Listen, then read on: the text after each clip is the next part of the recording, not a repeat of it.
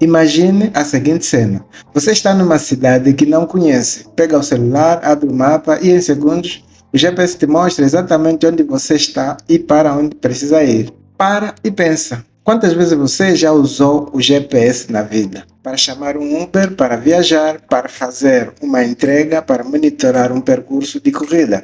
Mas será que você sabe quem estava por detrás desta tecnologia? Hoje eu vou te contar a história de uma mulher negra, filha de agricultores pobres do sul dos Estados Unidos, que passou décadas no anonimato, mas que ajudou a construir a base matemática do GPS que você usa todo dia. O nome dela foi Gladys Mae Brown West. Sem o trabalho dessa mulher, o seu GPS provavelmente erraria o ponto que você está agora. Então fica comigo até o final, porque a jornada delas foi daquelas histórias que fazem a gente repensar o poder da educação, da persistência e principalmente do trabalho invisível. Vamos voltar para 1930. Gladys nasceu em 27 de outubro de 1930 em Southland, uma área rural dos estados de Virgínia, nos Estados Unidos. Foi o período da segregação racial, leis e práticas que separaram brancos e negros em escolas, trabalhos, transporte, praticamente em tudo. Ela nasceu em uma fazenda, trabalhou nos campos como a família. Os pais plantavam tabacos e outros cultivos e ainda fizeram trabalhos extras em fábricas e na ferrovia para complementar a renda. Naquele contexto, o futuro de uma menina negra foi, na cabeça de muita gente, mais ou menos definido. Continuar trabalhando na lavoura, em fábricas ou serviços domésticos. Quase ninguém imaginou uma mulher negra como cientista, matemática ou pesquisadora, mas Gladys enxergou a educação como um bilhete de saída.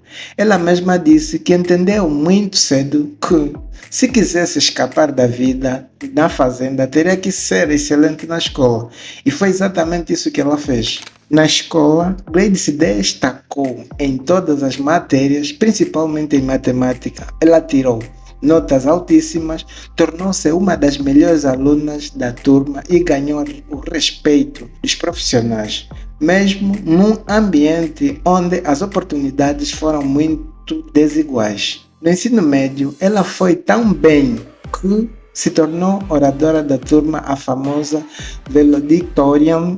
Isso não foi só um título bonito. Essa posição garantiu a ela uma bolsa de estudos para a Virginia State College, uma universidade historicamente negra. Pensa na mudança de uma fazenda num contexto de profunda desigualdade para a universidade, estudando matemática, uma área dominada por homens. Cada equação que ela resolvia foi um passo longe dos campos de tabaco. Chegando na universidade, Gladys escolheu um caminho nada fácil. Cursou matemática. Na época não foi comum ver mulheres nesse curso, muito menos mulheres negras, mas ela encarou o desafio. Em 1952, Gladys se formou bacharel em matemática.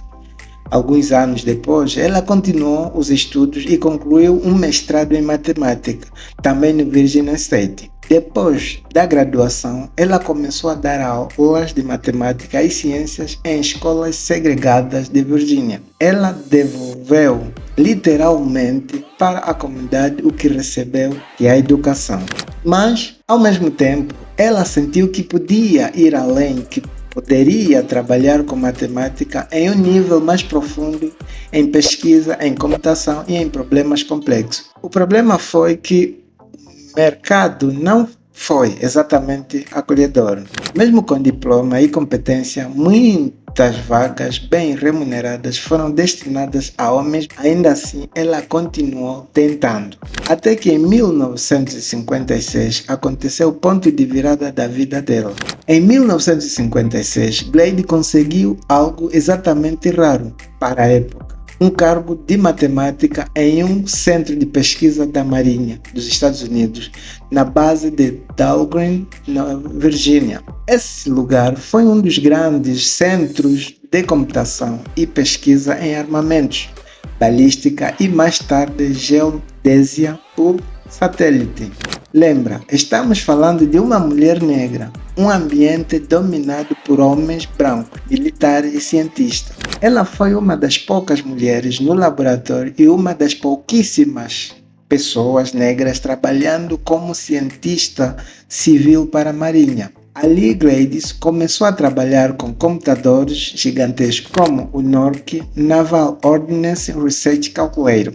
Não é um computador como a gente conhece hoje. Era uma máquina enorme que trabalhou com cartões perfurados e programação em baixo nível. O trabalho dela envolveu escrever e testar rotinas numéricas para cálculos complexos, muitas vezes ligados à trajetória de projetis e depois a orbitais e medições especiais.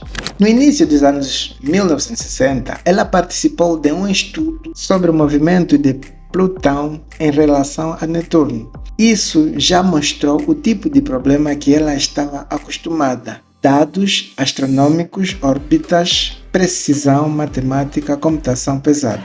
Sem aparecer em manchete, sem holofotes. Apenas muita matemática, muita programação e muita responsabilidade. E isso foi só o aquecimento para o que veio depois. Agora vamos entrar na parte mais técnica da história, mas de um jeito muito simples. Quando se falava em GPS, muita gente pensou só em satélite e sinal no celular. Mas existia um detalhe fundamental. Para saber onde você estava, o sistema precisava conhecer com extrema precisão a forma da Terra. E aqui vai uma coisa importante. A Terra não era uma esfera perfeita. Ela é mais parecida com um ovo irregular, um elipsoide deformado pela gravidade, pelas montanhas, pelos oceanos, pelas diferentes densidades externas. Os cientistas chamavam esse modelo mais realista de geoide. Se esse modelo estivesse errado, a posição que o satélite calculava também estivesse errada. Foi exatamente aí que entrou o trabalho de Gladys West. No laboratório de Dalgrade, Gladys começou a trabalhar com dados de satélites geodésicos, satélites dedicados a medir a forma e o campo gravitacional da Terra. Esses satélites enviavam sinais e mediam distâncias até a superfície, especialmente sobre os oceanos. Com esses dados brutos, precisou-se fazer um monte de correções: influência da gravidade, marés, ventos, forças que puxavam ou empurravam o satélite. Tudo isso afetou a órbita e as medições. A missão de Gladys foi transformar esse caos de números em modelos matemáticos confiáveis. Ela usou computadores como o IBM 7030 Street e outros sistemas na época para processar enormes volumes de dados. Ela desenvolveu e ajustou algoritmos que corrigiam essas distorções e ajudavam a construir uma representação precisa da superfície da Terra. Entre os projetos em que ela se destacou esteve o SWISSAT, lançado em 1978. O SWISSAT foi o primeiro satélite desenhado especificamente para observar os oceanos com radar. Ele media a altura de ondas, correntes, características de superfície do mar. Gladys foi nomeada gerente de projeto do SWISSAT. Coordenou o processamento de dados e, com seu trabalho, conseguiu reduzir drasticamente o tempo necessário para transformar as medições do satélite em informações úteis. A partir da experiência com o SESAT, veio o GEOSAT, outro satélite focado em medir a altura da superfície do mar, com ainda mais precisão. Esses dados, combinados com os algoritmos da equipe de Gladys, resultaram em modelos muito refinados de geoide, considerando o campo gravitacional. O marco desse trabalho foi um relatório técnico que ela escreveu em meados dos anos 1980, com mais de 50 páginas detalhando o sistema de processamento de dados do altímetro de radar de GeoSat. Este documento descreve como extrair, corrigir e usar as medições de altura para melhorar o modelo da Terra. Esse tipo de material não saiu em jornal, não virou livro, best-seller, mas foi a base silenciosa de tudo o que veio depois. Para simplificar, O que Glade fez foi construir uma maquete matemática extremamente precisa do nosso planeta. Sem essa maquete, o GPS poderia até existir, mas erraria feio a posição das pessoas e dos objetos. Existem relatos de colegas contando que, em certos projetos, a equipe enfrentou um erro extremamente difícil de localizar nos cálculos. Vários especialistas tentaram encontrar o problema e quem conseguiu rastrear e corrigir a falha foi justamente Glade. Isso mostrou o nível de domínio que ela teve sobre os modelos e os códigos em que ela trabalhou. Agora vamos conectar tudo isso ao GPS que a gente usa hoje. O GPS, ou Global Position System, começou como um projeto do Departamento de Defesa dos Estados Unidos, pensando principalmente para uso militar, navegação de navios, aviões, mísseis, tropas em campo. Para que o GPS funcionasse, foram necessários 3 elementos principais: satélites em órbitas bem conhecidas e controladas, relógios atômicos extremamente precisos nesses satélites, um modelo muito exato de forma e do campo gravitacional da Terra.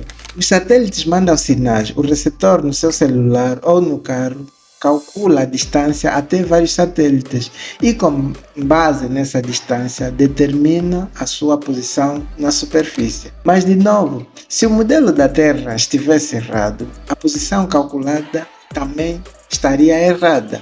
O trabalho de Glade West em geodésia por satélite forneceu justamente os modelos refinados da forma da Terra e das trajetórias orbitais que permitiram essa precisão incrível. Ou seja, os algoritmos e modelos em que ela trabalhou foram parte da base matemática que tornou o GPS confiável. Hoje o GPS vai muito além do uso militar. Ele está nos carros na navegação, nos aviões guiando rota, nos aplicativos de transporte tipo Uber, na agricultura de precisão, em sistemas de logística e transporte de carga, em relógio esportivo e aplicativos de corrida. E, embora parte dessa confiança que a gente tem quando vê aquele pontinho se mexendo no mapa, se deve ao trabalho de pessoas como Glade. Durante décadas, Glade trabalhou discretamente, sem prêmios, sem entrevistas, sem manchetes. Ela se casou com Ira West, também matemático, em Dow Green. Eles criaram 3 filhos enquanto ela seguiu com uma carreira intensa e lidando com problemas de alta complexidade, muitas vezes sendo a única mulher negra na sala. Mesmo após se aposentar, Glade não parou de estudar. Já com mais de 70 anos, ela concluiu um doutorado em administração de sistemas de informação, mostrando que o amor pelo conhecimento não tem prazo de validade. Foi só a partir dos anos de 2000 e 2010 que a história dela começou a ganhar visibilidade. Um pequeno texto sobre sua correria, publicado por uma organização com a qual ela se relacionou, chamou a atenção. A partir daí, jornais, revistas e instituições começaram a descobrir a dimensão da contribuição dela. Em 2018, Glade West foi incluída no Hall of Fame da Força Aérea dos Estados Unidos como reconhecimento pelo impacto de seu trabalho no desenvolvimento do GPS. O estado de Virgínia também passou a homenageá-la como uma das grandes figuras cientistas de sua história. Muitos passaram a se referir a ela como uma das mães do GPS. Glade viveu até aos 95 anos e faleceu em janeiro de 2026, deixando um legado que literalmente guia o mundo. Cada rota traçada, cada avião pousando com segurança, cada entrega chegando ao destino, carrega um pouquinho da matemática que ela ajudou a construir. E qual é a homenagem que fica da história de Glade West?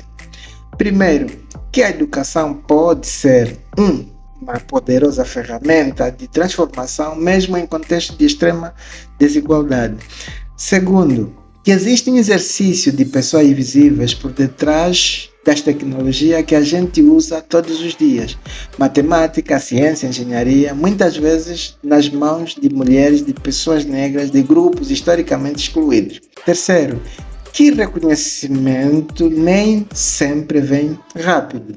Às vezes leva décadas, mas o impacto real do trabalho permanece mexendo com a vida de milhões de pessoas. Então, da próxima vez que você abrir o GPS no seu celular, lembra que por detrás daquele pontinho azul tem a trajetória de uma menina da fazenda, que não aceitou que a cor da pele e a condição econômica definissem o limite dos seus sonhos. Esse é o legado de Gladys Mae West. Se você gostou dessa história e quer conhecer mais trajetória de pessoas incríveis que mudaram o mundo em silêncio, já deixa o like, se inscreva no canal e compartilha esse vídeo com alguém que ama ciência e tecnologia. Nos vemos no próximo vídeo.